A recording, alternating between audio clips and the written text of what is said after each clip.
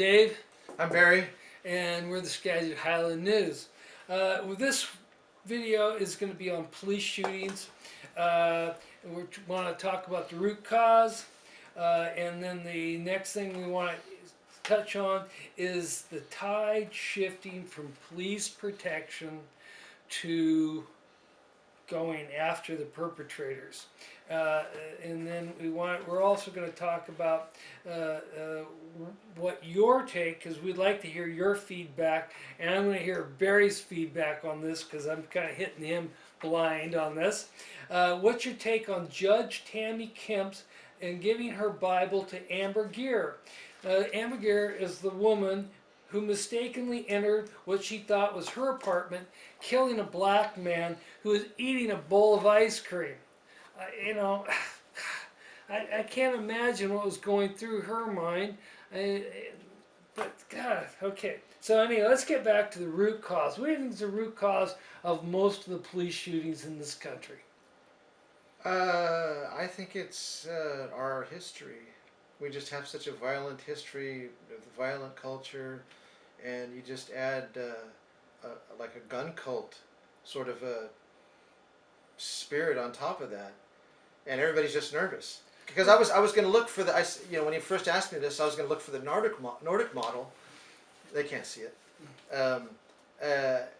Because the Nordic model, like the Swedish police, the way the Norwegian Swedish police, they deal completely different with situations. It seems like everybody's so heightened up here. It's just like it's instant escalation.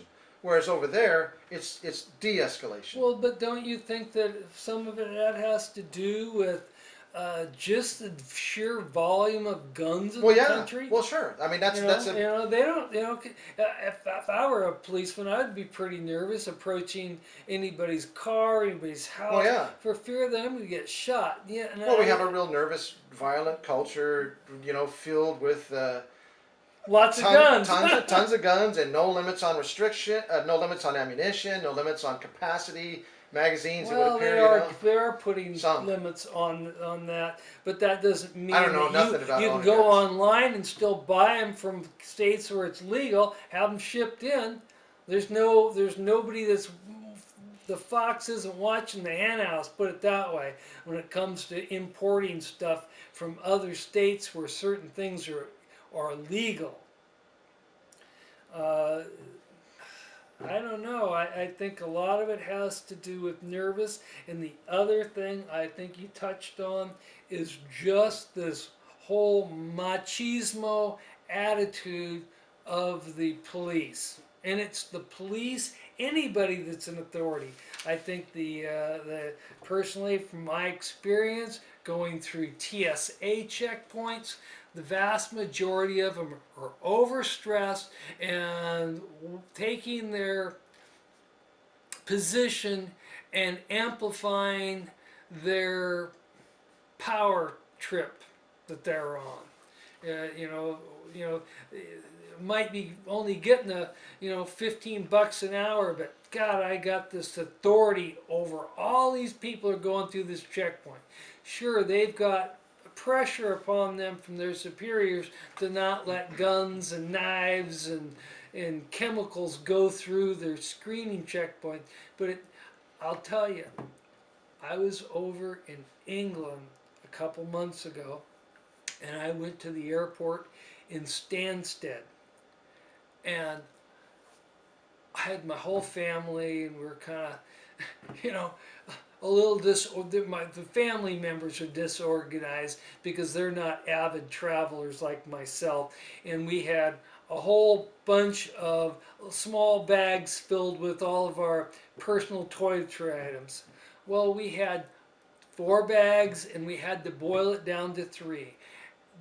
The people at the Stansted Airport, rather than just going, we have to throw all that stuff away, they actually sat there, helped us separate out. Yeah, we ended up throwing a couple things away because they couldn't quite fit into the bag, but they were polite. I was just totally shocked. And right after I got back from my vacation, I had to fly to Anchorage.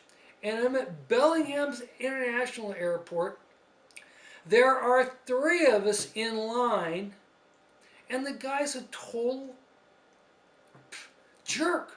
Just a jerk. A power tripping, Neanderthalic jerk about the whole thing.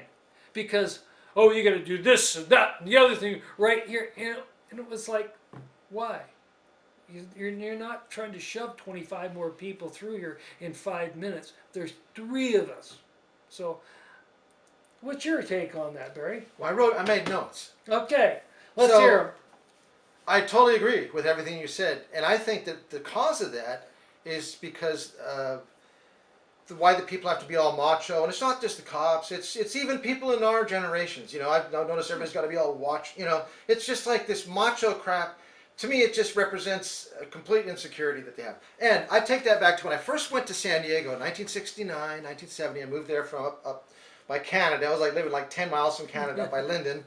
I noticed, and the whole time I was down there for about 10 years, that there was a lot of Mexican gangs down there. But they were the ones that were just fresh into the country. I don't know if they're legal or illegal. It didn't matter. They were there. They were going to school with us and stuff. And they got all together because they were afraid. Mm-hmm. You know? Yeah. It's not because they thought they were tough. That was part of their bravado and all this stuff. And the one reason I got really mad at the Mexican gangs, because this...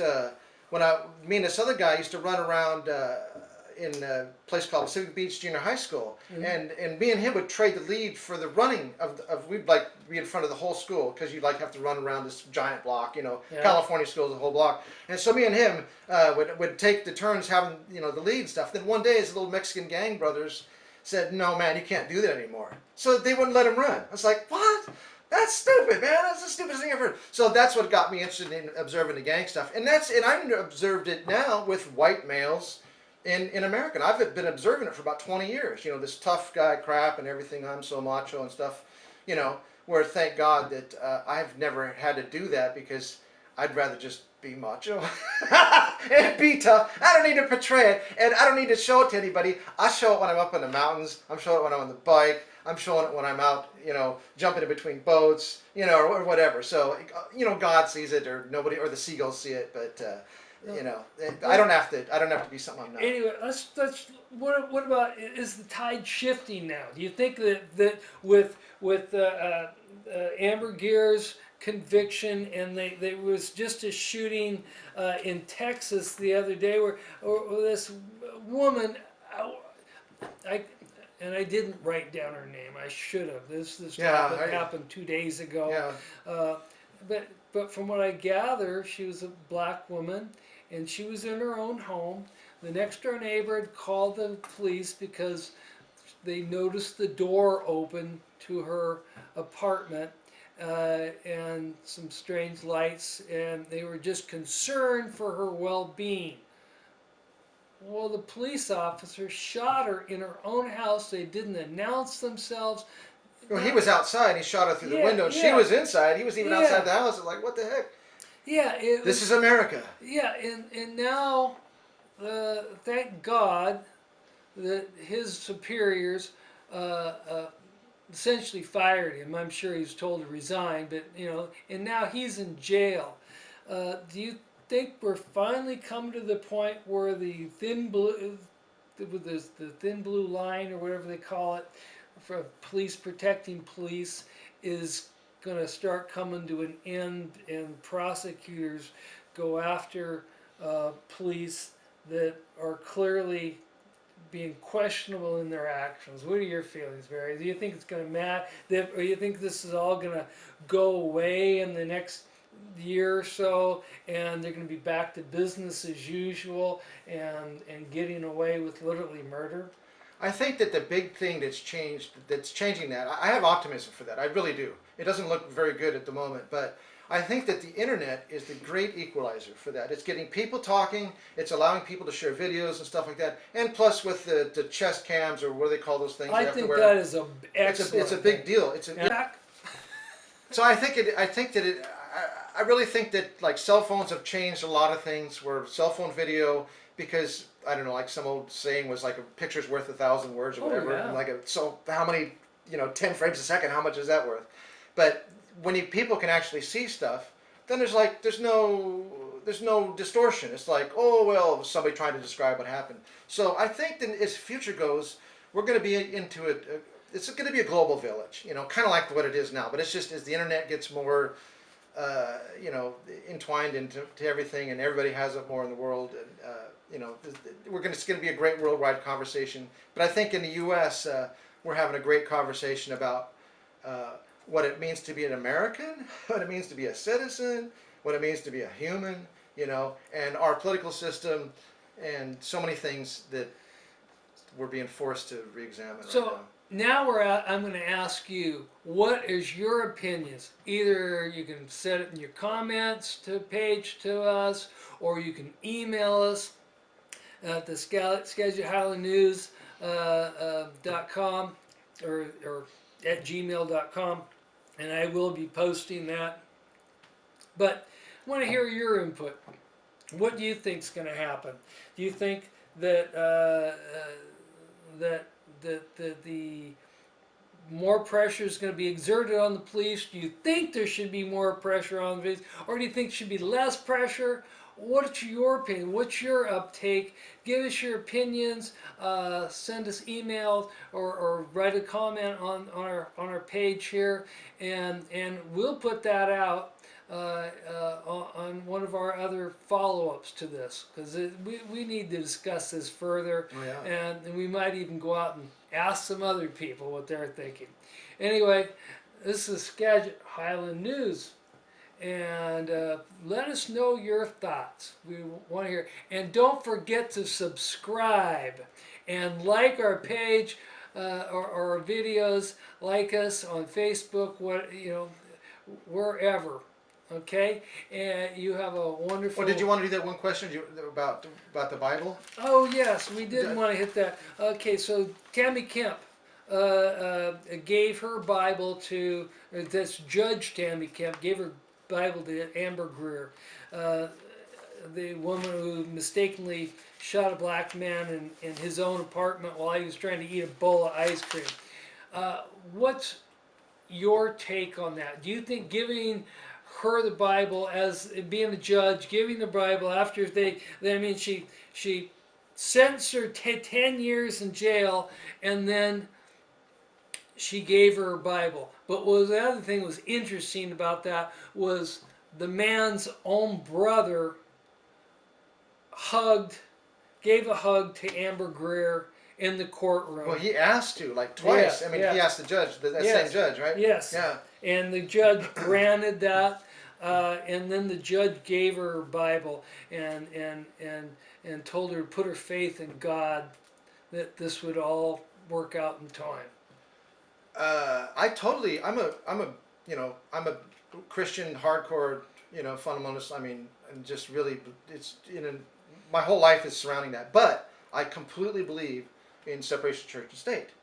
Now, as far as her giving her this Bible, it would be what were the conditions? Did she give it to her as a private citizen? Yes, I think that was. Okay, now that's what I got. That's the right way. I mean, the court. And she'd slapped her judge and said, "You got 10 years to do. I'm sorry, but you've got 10 years to do." And then afterwards, I think it was after the slain man's brother gave Amber a hug. Then the judge, I think, felt moved at that time. I don't know that she planned this all along. I don't think so. I think it was a spur of the moment. I think there was a spiritual woman who had her Bible right there, and she decided in that moment that she would pull that Bible out and give it to her, and hope, because people make mistakes. We make horrific mistakes. Everybody does. And unfortunately, Amber made this mistake, and she's going to have to do 10 years for it. Good. That's a long time. It's not going to be. It's not going to be, in the best situation. And when she gets out, is she ever going to be able to find another worthwhile job? It's a young woman. But she's still alive. Yeah. Yeah. Yeah.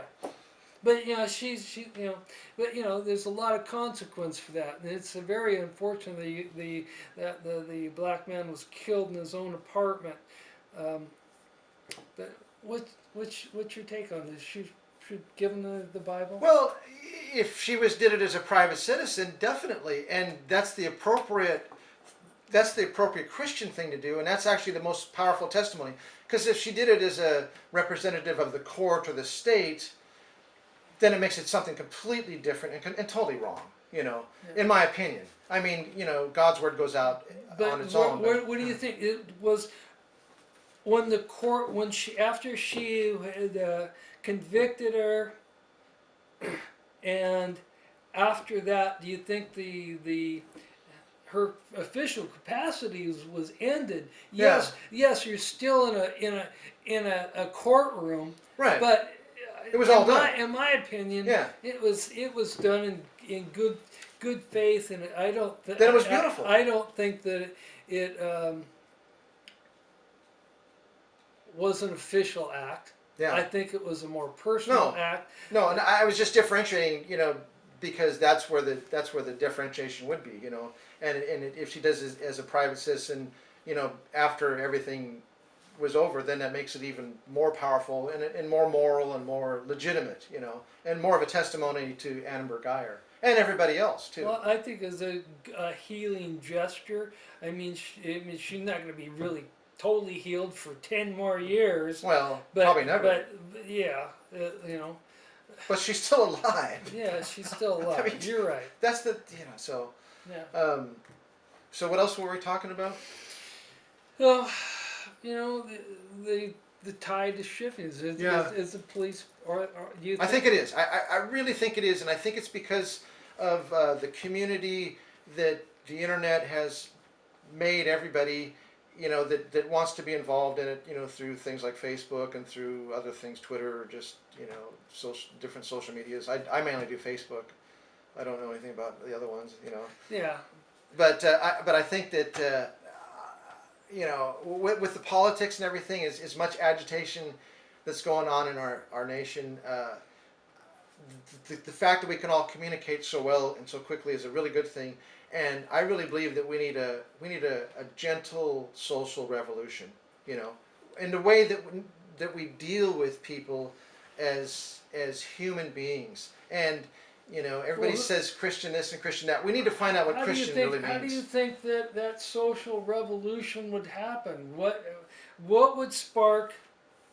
Now, I mean, I know that I think it's already started. Black Lives Matter has pushed their agenda, and I'm not anti-Black Lives Matter. I believe that every life matters. We are all entitled to dignity. We're all entitled to respect.